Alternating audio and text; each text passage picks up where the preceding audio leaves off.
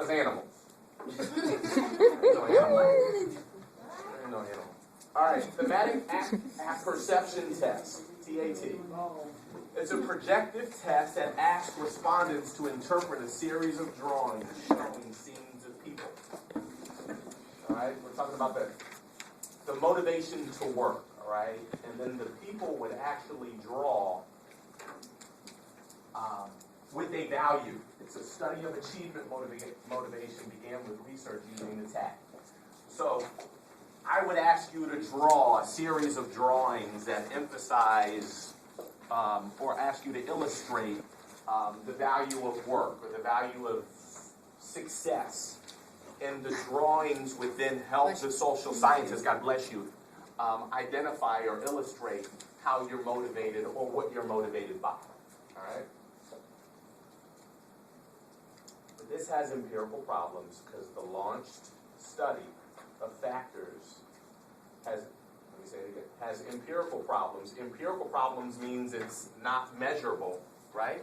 There's no data. It's not measurable. They're just drawing pictures. You guys get that? They're just drawing pictures of with a value. But we see that it has empirical or data problems because you can't measure with a drew. It's just kind of qualitative. It's not a quantitative drawing. It's not a quantitative illustration. It's just they're drawing an office. They're drawing a BMW in the parking lot. You can't measure that, all right? But they were able to see the factors that motivate achievement. So somebody may draw money. Somebody may draw a bank. Okay? It's just tough to quantify. The importance of goals. Why are goals important?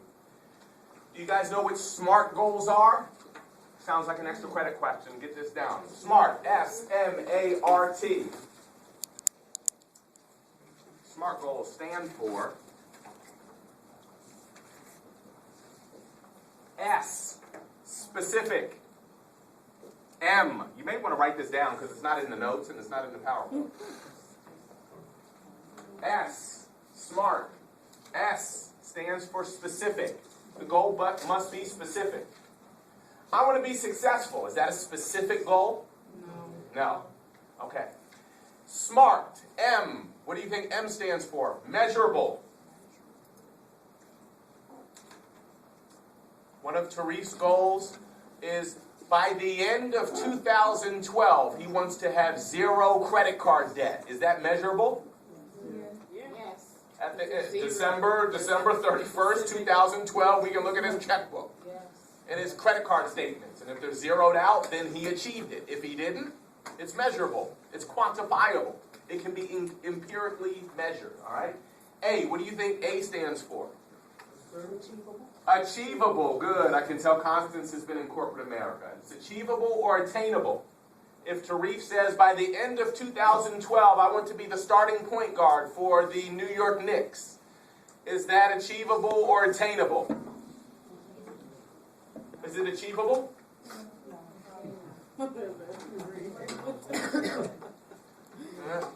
That's why we need SMART goals, because the R stands for realistic. Is that realistic?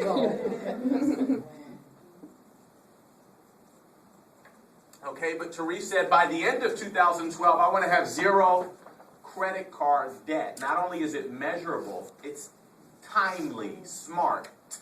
T stands for timely. So when do we determine whether or not Tarif met his goal or not? Timely. It's timely. We need a cutoff date. All right, make sense? So just remember that. Importance of goals. They're specific. They help us to challenge. They challenge us. And they give us a time frame. They give us structure. Just keep in mind for this slide, if you want to write in your notes, because you have the PowerPoint printed out for you, all goals should be SMART. S-M-A-R-T. You will see that on the midterm. 2 types of goals. Performance goals and mastery goals. What's the difference between a performance goal and a mastery goal?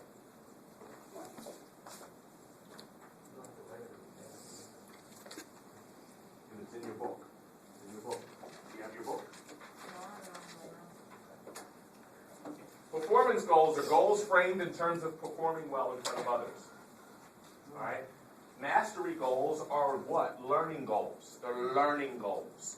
You want to master a specific skill, talent, or ability by the end of the semester. You want to learn how to trade stocks. You want to learn how to cook. You want to learn how to, that's a mastery goal. A performance goal is you want to get an A on the group presentation in a couple of weeks. You want to perform well in front of others.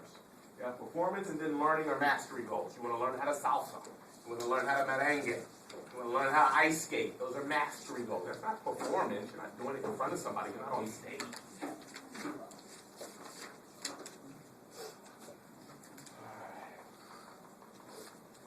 Mastery and motivation. What motivates young people to do well? Percentage of children. Children who chose performance goals. Children who lied to others about how they did. They were praised for intelligence. They did better. They were praised for effort. What does this show?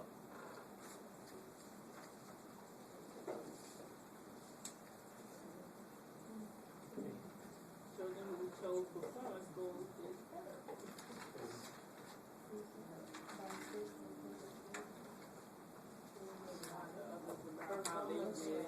There's more of a value of intelligence, right? There's more of a value of being intelligent than putting forth good effort, right?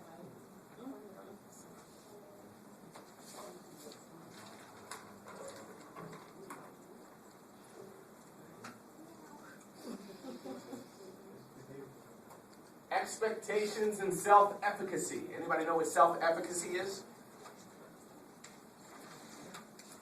Like fear of addiction or Close. Close. Self-fulfilling. effectiveness? It's one's view of their capability.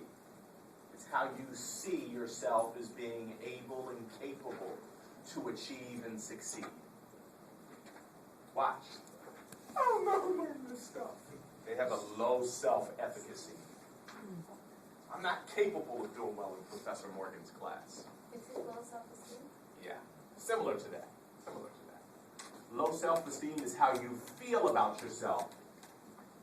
Self-efficacy is how you see yourself. Similar, but not the same. Low self-esteem is just, you just feel low.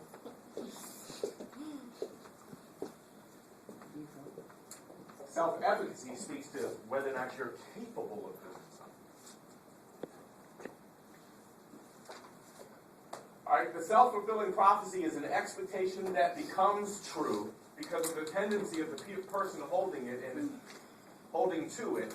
They act in the ways that bring it about.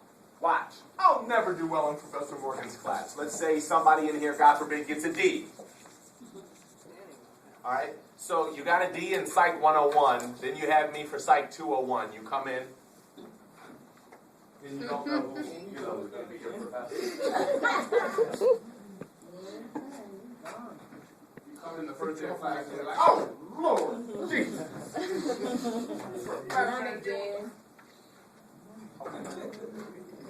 I'll never learn this stuff in his classroom. You're already believing it. You're already speaking it into existence. You're already behaving and mentally and emotionally creating an atmosphere for you not to do well. So the self-fulfilling prophecy says you will then begin to act out what you believe and feel. Ladies, this is deep.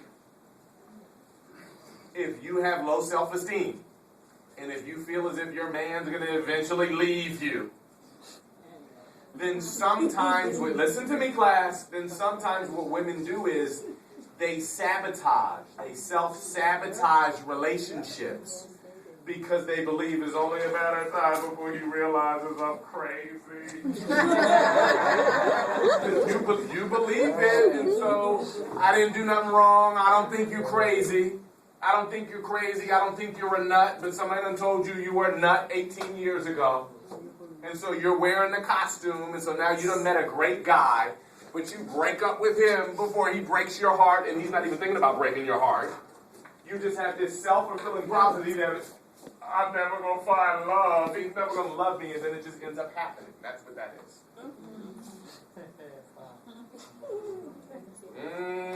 Sound familiar?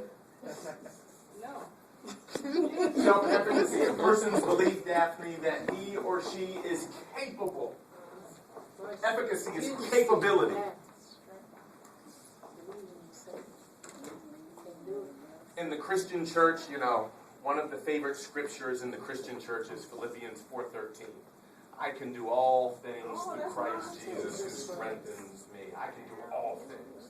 And that's what Christians say to induce positive self-talk, to build a confidence and an inner capability to subdue the anxiety. Make sense? Yeah. Yes. Okay.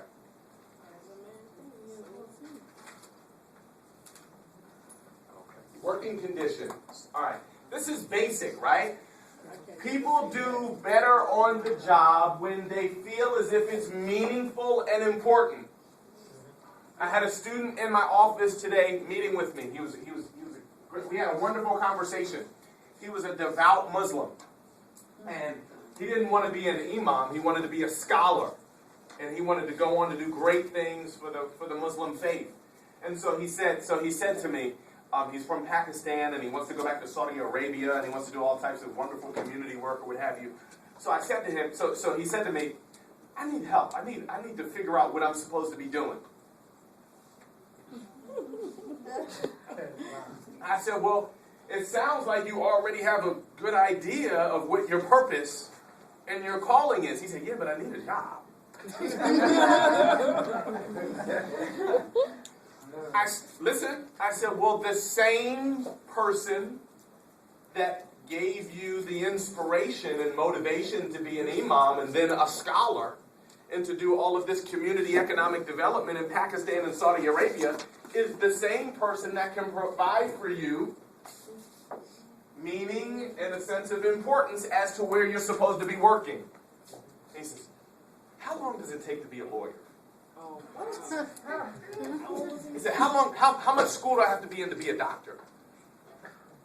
I said, what? He said, well, my dad wants me to be a pharmacist. I said, listen. You're not going to be successful if you choose a career because of the money or because of dad or because of your mom. It's got to be meaningful and important, and then the money will come. If you're good at what you do, the money will come. We say this in the faith community, we say this: if it's God's will, he'll pay the bill. If it's God's will, he'll pay the bill. Don't worry about money. If you're doing what you were created to do, employees have control. We call this autonomy. You have some power and autonomy to make decisions. If you feel as if you're a slave on the job and you can't do anything and you haven't been released to operate in your gifting, then there's not going to be authentic fulfillment. Diversity of tasks. Most people who are successful and excited on the job and have a sense of fulfillment are doing different things. They're not doing the same thing every single day. They're doing a multiplicity of different things, and there's some variety and diversity to their job. The people who are miserable on the day are the same people who do the same thing every single day. Like robots. All right? You all have the printouts. It's just I gotta move quickly. All right, the individual and the working conditions. We have contextual factors and personality factors. Contextual are the working conditions and the opportunities, the context, the atmosphere, the environment that creates for the working conditions. That's external or extrinsic. Then you have intrinsic personality factors such as achievement, motivation, fulfillment, skills, talents, preference. disposition. All right? And this all leads to the right fit. And the right fit creates, first day of class, for the worker fulfillment and not just achievement. Because there are a number of people on the job that are successful in achieving, but they're miserable. That's why they go to happy hour.